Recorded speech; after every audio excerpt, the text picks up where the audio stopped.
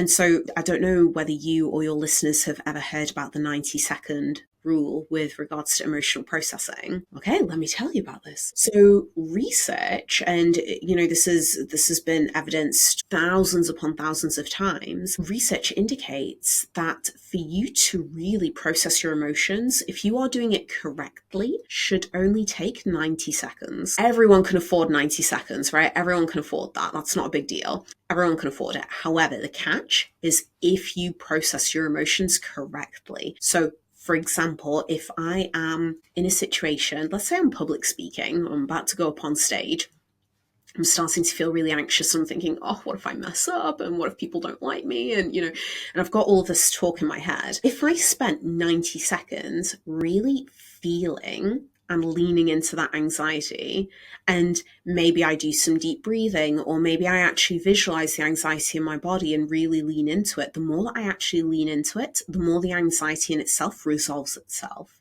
and the nature of the anxiety shifts. So if I feel it in my chest, and if I really tune into it, and if I put a color to it, if I put sensation, if I put a texture on it, and really go to town in exploring it, it actually changes. However, 90 seconds, if it lasts longer than 90 seconds, it's not because it's an emotional issue, it's actually a thought loop.